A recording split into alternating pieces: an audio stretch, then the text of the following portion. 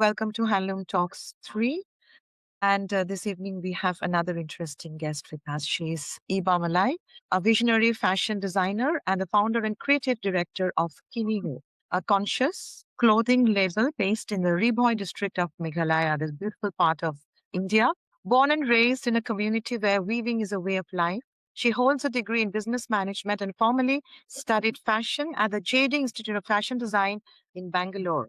In 2016, Heba launched Kiniho, which translates to These Are the Ones in the Voi language to bridge the gap between indigenous heritage and contemporary global fashion. Her work centers on Eri Silk, a cruelty-free Peace Silk, celebrated for its organic matte texture and thermal properties. A staunch advocate for slow fashion and social impact, collaborates with local women artisans, providing them with dignified livelihoods while preserving the ancient traditions of her homeland. Through her collections, she continues to champion natural dyeing processes, establishing herself as a leading voice for sustainable women led enterprises in the Northeast India. Kineo has also found home at the Kunj in New Delhi. Well, that's really good news, Iba, and welcome this evening to our Handloom Talks. First, I would like to know about the brand name and the meaning, how you came upon that, and how does it relate to your work? Yes, thank you so much for having me today. And it's such an honor and pleasure to see you all and have this conversation about what I do. Well, I started the brand in 2016 when I was far away from home. Um, I named the brand Kiniho. Kiniho is extracted from a Bahoy language. So Bahoy is one of the community in Meghalaya. It's a Riboy district. And Kini Ho means these are the ones. It's a way of expression to someone who does not see what's already there in front of them. Because that really happened with me when I started the brand. I thought since I was far away from home, I started when I was in Bangalore. I thought that I could start a sustainable line working with other kinds of natural fiber. I started off with kalamkari. I was thinking of linen, organic cotton. I it did not strike that I should start working with Eri Silk.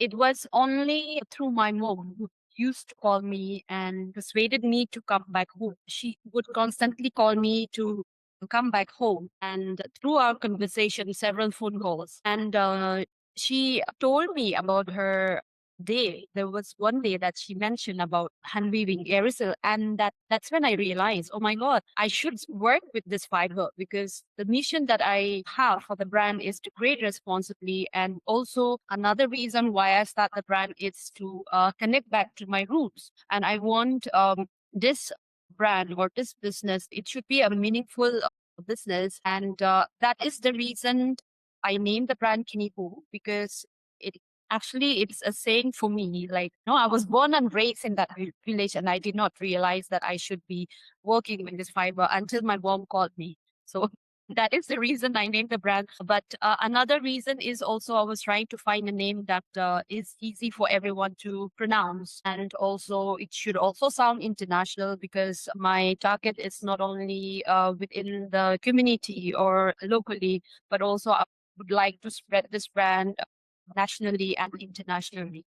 So those are my reasons. Thank you so much, Iba, for explaining that so very well. You mentioned Eri Silk. Well, this is a very interesting work going on with that particular silk. And we also know it is called the Pease Silk. So, for people who are listening now, could you explain the cruelty-free process in harvesting and why in today's world it has such deep ethical value? As you have mentioned, aerosol is called a non-violent silk because we don't kill the silkworm to obtain the fiber. Unlike other silk, where they have to boil the silkworms along on a pot, to get the fiber, to obtain the fiber, to extract the fiber. But in aerosol, the process is completely different. The cocoon itself is an open-ended cocoon, so it has an opening, and that's where the worms come out. The aerosol worm come out, and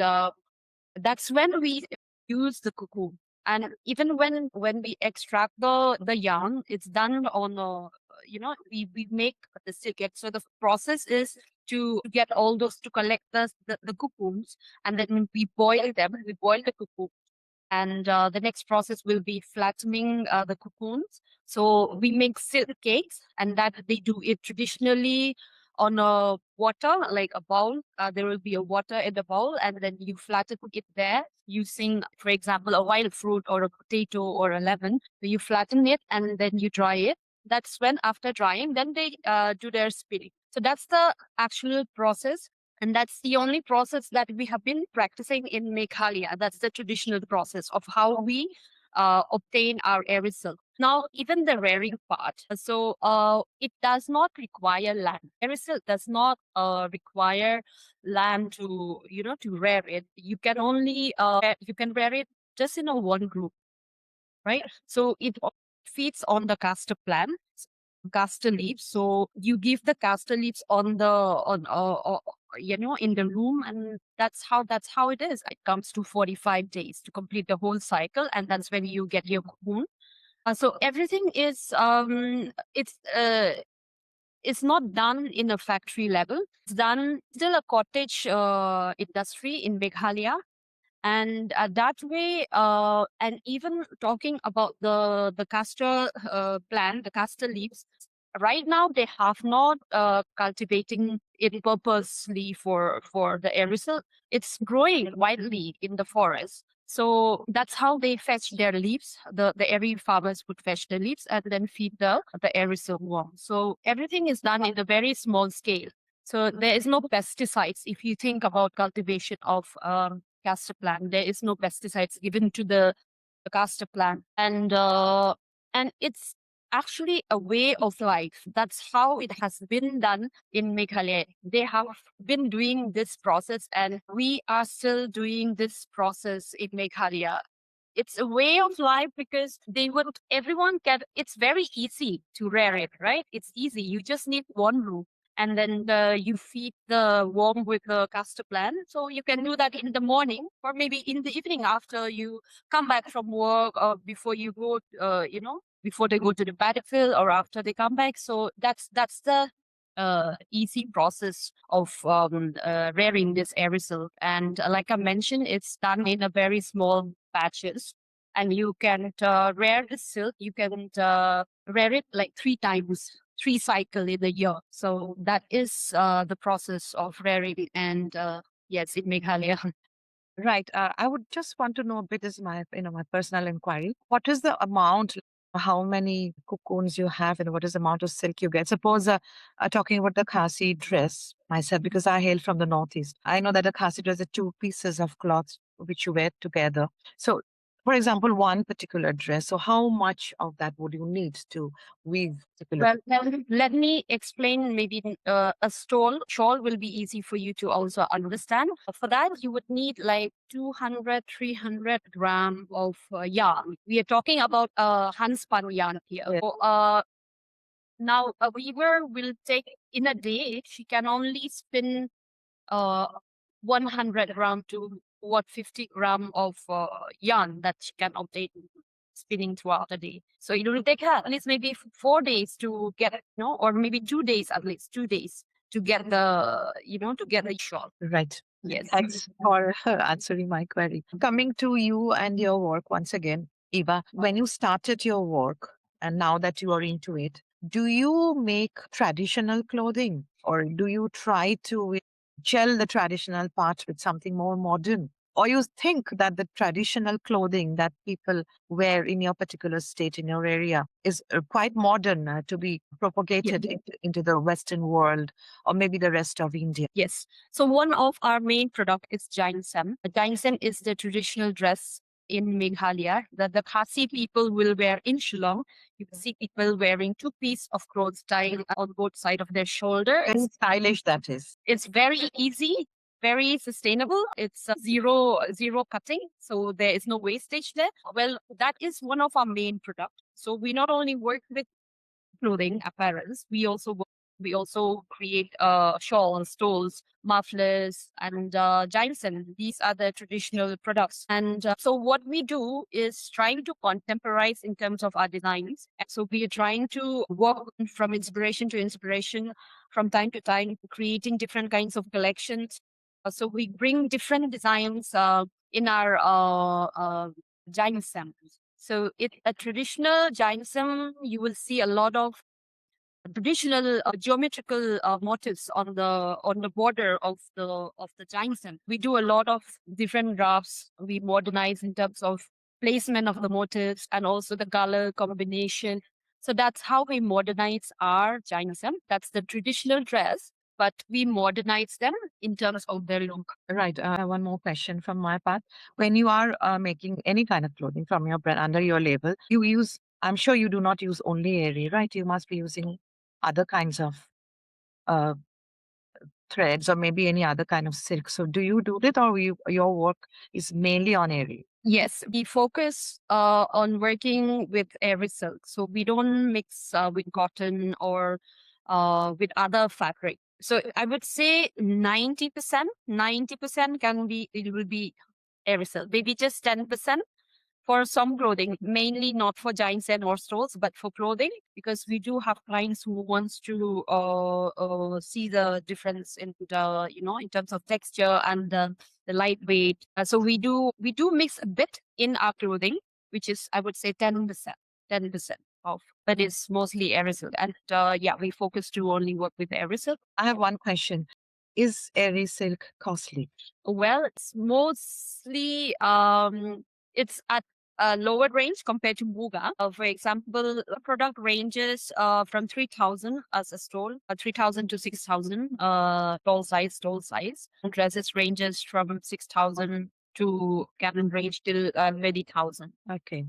So I think that is a normal price range all over India, because if you're working on silk, anything which is silk would come to about that. The price would be about that particular same Yes. range. Yes. Right. Anyway, Shumona, you want to take over now? Yes, sure. It's a lovely conversation. I'm thoroughly enjoying what you're talking about. And while we are on the subject of Eri Silk, I just wanted to ask you one more thing, Iba. Eri Silk has very good properties for the skin. Can you tell us a bit more about that? Yes. So it has this unique thermal properties, right? It is cool in summer and it's warm in winter, so you can wear it throughout the year. That is one good point of aerosol, and it is also very soft on your skin. It is hypoallergenic. Unlike maybe if you talk about other kinds of silk or maybe muga, it's a little bit rough on your skin, but Eri silk is very soft. It has this soft luster, soft shine, and it's very breathable. It's your 1 year. You can wear it throughout the year. You don't have to change it in winter or in summer. I wear Eri silk throughout the year, and that is one of its very good quality and a good point if you talk about a sustainable fabric. Thank you for that. On the subject of sustainability, the ethical side of sustainability, you are very inspiring in your work that you're doing with the women in Meghalaya. Yeah. And if you could tell us how you got them to bring into your ecosystem and how you're working with them. When we started, we hired 2 women, and now we are a team of 25 women weavers. These are all women because for us it's a culture. So we don't find men who weaves; we find women who weaves. And as you know, we belong to the matrilineal society. So it's mostly the women who are powerful, in the society, who is in charge of the house, in charge of the society. Well, that is a good thing and a different conversation. But I feel very proud to engage all of these women. Some of them are single mothers. Some of them are left out, dropped out students.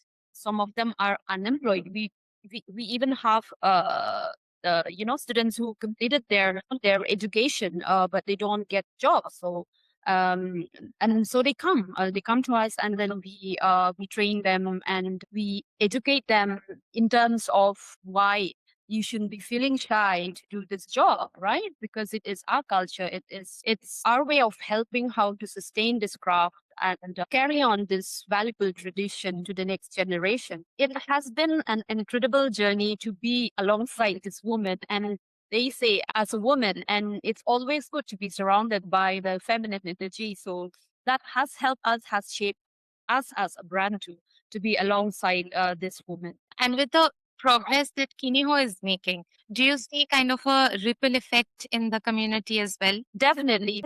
That's a huge change. Back when I started, there were very less, I would say, endless who work with Eri Silk. Now, the years, we are now in 2026. Compared to how we were back then, there's a huge change in terms of their economic status, in terms of even if I would say jobs are increasing in the community. I'm just talking in the weavers community in the cluster. There's a huge change because back then they would only weave maybe 1 2 shawls. Nowadays they are very enterprising, so they started you know weaving more shawls, and they would have regular markets. So there are more markets, more platforms for them to sell.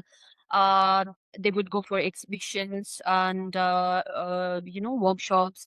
So this has helped them. So there's a huge change, and I would also like to give this credit to the government, who also has helped us a lot in terms of platforms or exhibitions, also for the talking about the weaving community.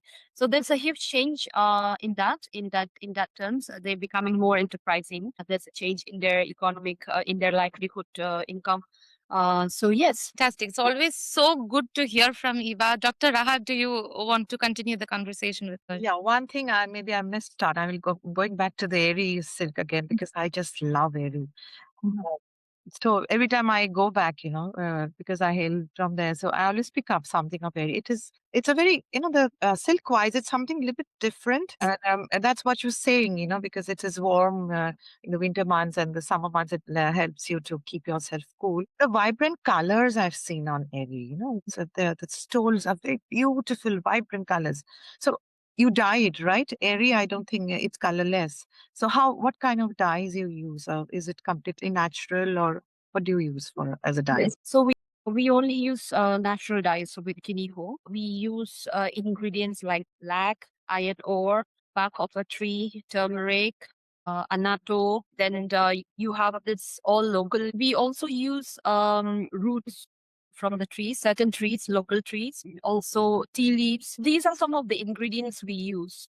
And we have, I would say, maybe 20-25 shades till now that we have done and we have achieved as a brand. So, and that we get from this many ingredients, and we can combine them with each other. So every time we would from tea leaves, maybe try it with iron ore, or maybe I should try it with this bark of the tree or the root of the tree and these leaves. So this way of combination exploration help us to come up with new colors each time. Right. One more question I have, which just came to my mind. Well, women are already empowered in your state because, as you said, it's a matrilineal state. But then still, there are sometimes women find themselves in a kind of situation where they need help. And that's where brand like you and your brands, they help the women to uplift themselves. So as a brand, like you have these women working with you, has at any point these women thought that they could become independent and they have, moved out, branched out from you and set up their own independent business? Has it happened anything like that to you, your brand? So in this span of years, there were 2, 3 weavers, 4 weavers who had moved out with us, and they would go and work individually in their own house. Not that I know they become enterprise or start a new weaving unit, but they decided to move out from us, and they weave at their own independent space. Okay, that's great actually. But I think somehow maybe you might be feeling I've empowered these ladies. If you want to understand what is my thought on this, I definitely have no say, meaning like I would give my blessing to them. I mean, I don't, I wouldn't envy them that they would, or I have trained them. They should be with me, and no, I think everyone has the right to go after what they want to achieve in life. So I would help them, in fact, of how to run a business if they would like to. So I will not stop them, and I will not envy them on that part. So are you feeling proud because that you've been able to help someone maybe? Yes, right? It's about community impact, right? Yes, of course, you are running a brand, but at the same time, you also want your other women to grow. And some people think that some women, maybe they have more into in them, and so they would want to grow more. So if I cannot give them that growth, they may as well move out. So yeah, there is no say on that. So you are happy working in your state, in your particular setting, or would you like to, shift out and maybe to one of the bigger cities of India where you might be getting more opportunities? Well, definitely not moving my base. Maybe in terms of store, yes, I will need to find maybe a store in more metro cities to increase my reach, right? But in terms of my base, I will not be able to do that because my focus is working with the community, working with this craft, and we are here to uplift this heritage craft. So, which means it is community based, and I cannot move that community anywhere else apart from Meghalaya. So, I will be here. Right. Anything else, Shimona? Very happy. It's always a fulfilling conversation with Iba. I mean, she went to Bangalore, she lived the life, she studied business, fashion. After all of that, she said, no, this is where I belong. And she's taken it, she's elevated the entire thing, and she's done it together with the people. That's what I find wonderful about her. You could have taken up a corporate job. Yeah, I did. Okay.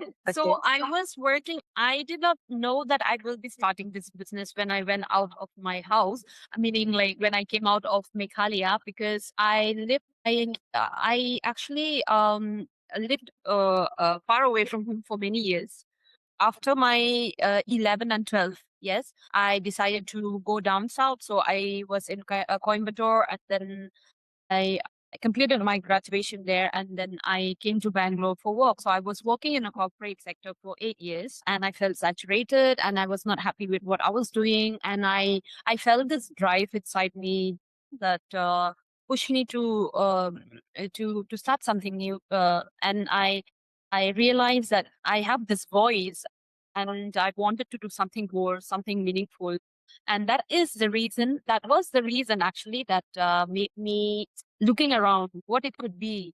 And then I realized after several, I think, months or so, I realized I always have my passion towards silhouettes, fashion, textile. So I thought about it. And so I enrolled in the fashion design school in JD Institute in Bangalore. And after completion, I decided to start my own brand. So that's the whole journey, actually. That is a very big and bold decision, actually, at that particular point. Yes. Isn't it? But are you happy now at this stage? I'm very happy. Yes, I am very happy. I'm happy with what I'm doing. I'm happy with how Kiniho is doing, and the response that we get from people. It's great. So we are doing. I mean, we are great. I would say compared to how we started, we had lots of struggle in terms of marketing, finance. There are lots of problems when you started a business. And also, well, some of the problems we still have now too, of course. It's not that we are out of problems, but we do have problems. But compared to how it was before, we have come a long way. Absolutely. Anything you'd like to, give out as a message to? There are many youngsters who dream of doing this, but they, that hesitation is always there to do or not to do. So, what is your message for these youngsters who'd like to be like you, but then they are hesitant in taking that step? Well, for me, it's always it has always been passion. I'm very passionate with what I do. Number one, like you very much need to believe yourself. Right? You shouldn't be thinking much of what people has to say about what you want to do in life. If you only believe that one purpose, one dream that you want to do is something that has great potential, then you go for it. You don't wait for other to give you opinion. It's not only just by head, it's also by heart, right? Because your guts know, right? So it's not only, I don't listen only to my head, but also my heart, like I said. So For me, it's always been a passion. I believe in myself, but yes, of course, you need to be very routine based. It's not easy to start a business, and I don't suggest anyone to start a business. It's very difficult. It will be a difficult journey for everyone. But yeah, you need to be very consistent. You need to be very willing to sacrifice, right? Uh, set a routine for yourself to achieve your dream step by step. You cannot just climb to the upper step. You need to go step by step, and that's how it is for me. I decided to wait for my turn, right? And that's how we grow to it. Like for us, like with, as I mentioned, we just had two weavers, and now we have been working with 25 and more, because those are just within our unit, but we also work with others, individual weavers at their home. So it's a step by step process. You need to have lots of patience. That's it. So yeah, these are my advice. Absolutely. Very well put, isn't it, Shivana? Iba has put it so well. Thank you. I have one question though. Do you have a studio in Meghalaya and a place? So, yeah, we have a store in Meghalaya, and the Kunj is a very new space, but that will be a pop-up space for now. It's a design creative space, and they have invited some of the local designers, the craft-based designer, to go and have set up a pop-up store there. So, which we did in August. So yes, and we also sell online through our website. Absolutely. Perfect. A perfect evening, actually. Talking about crafts and how youngsters are coming into it is inspiring. It is like a light which is shining at the end of the tunnel, because there are times when we feel that handlooms and these craft industries losing out. Yes. The machine made and the cheap stuff so easily available in the market. But when then we see youngsters like you, then somewhere a light is there. It lightens up our heart. There is always a hope. When Yes. youngsters like you come back into this industry. Yes, there's a change, I think, and this change is good. People are becoming more aware of sustainable fashion and to choose consciously, right? So it's a good change, and we hope this will stay. Absolutely, yes. We all do hope so. Sumana, you have anything in mind you'd like to ask? I just one thing I remembered from this conversation. You very beautifully put the Meghalayan culture onto your creations. So, do you plan to continue it this way, or would we see some sort of fusion coming soon? Yes, so we always try, since we are a brand from Meghalaya, we want to bring that niche of Meghalaya. So we try to bring a lot of inspiration. We trying to use lots of inspiration from Meghalaya. Folk tales, or like even like our surroundings, can be simply a picture from a picture, or from the clouds, how the clouds are in Meghalaya. So we try to bring lots of those inspiration and put them in our designs, in terms of motifs in our fabric. Very happy to know that. I mean, it's such a beautiful place, such a beautiful culture. I hope more and more of these show up. Thank you. Thank you. So, Eva, we wrap it up this evening. Thank you so much. It was great talking to you. I hope I will catch up with you sometimes when I visit Meghalaya then.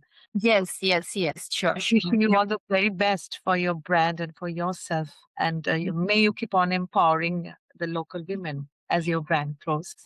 Thank you so much for having me.